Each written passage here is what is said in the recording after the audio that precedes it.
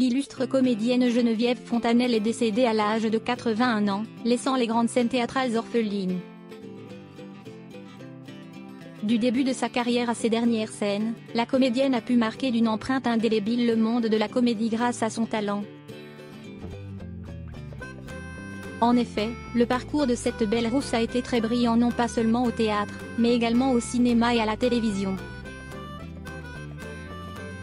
Son départ crée de l'émoi auprès de ses proches et de la grande famille du cinéma.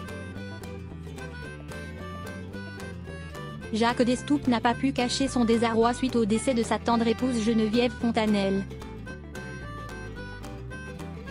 C'est avec un visage sombre et chagrin visible, que ce dernier a rendu un dernier hommage, à celle qu'il avait épousée en 1954.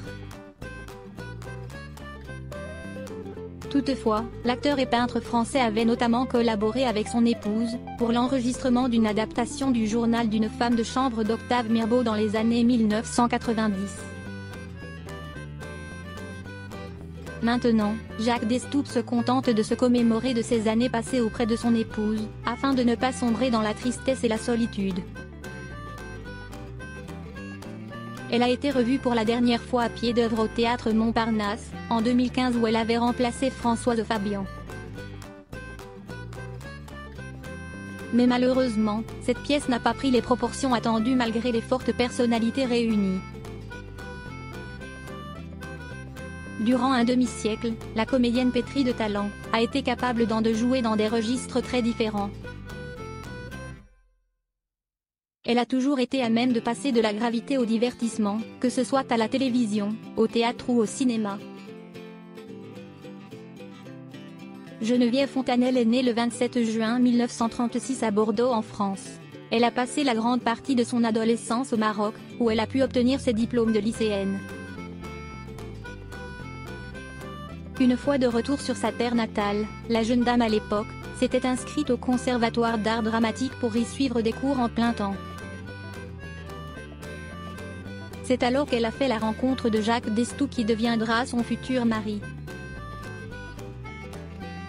Quelque temps après son passage dans le Conservatoire d'art dramatique, Geneviève a obtenu aussitôt son premier rôle au Français, et c'est de là que débute son immense carrière. Le vent en poupe, la comédienne restera à la Comédie Française pendant 4 années remplies du 1er septembre 1958 au 31 juillet 1962, car avait décidé de voler de ses propres ailes. À l'orée des années 1960, Geneviève a fait ses débuts au cinéma et à la télévision. Elle a notamment joué des rôles importants dans les films tels que « Un singe en hiver » de Verneuil ou encore « Une pour toutes » de Lelouch entre autres. L'actrice, avec son beau visage expressif, sa voix si bien placée, aurait pu tourner dans d'autres films de renom mais a opté de donner la priorité au théâtre durant toute sa vie. Dans les années 1970, elle a créé des auteurs contemporains tels que Obaldia pour Et à la fin était le bang, ou encore Ionesco pour la pièce de théâtre Macbeth. Toutefois, dans les années 1980 et 1990, elle a été à l'affiche de Elephant Man et de Légende en face du célèbre Hugues Wyatt-Mort au Théâtre Montparnasse. Cette dernière ayant devant elle un boulevard d'opportunités, avait enchaîné avec des comédies telles que Coiffure pour Dame ou encore la trilogie marseillaise de Pagnol. Quoi qu'il en soit, Geneviève Fontanelle a eu une carrière assez complète mais si un rôle domine son long et brillant chemin, il est inéluctablement celui de Célestine dans le journal d'une femme de chambre d'Octave Mirbeau. L'illustre comédienne, dédiée, sensuelle, combative, mais sans agressivité stérile a été au sommet de son art avec toutes ses apparitions au théâtre, à la télévision mais aussi au cinéma.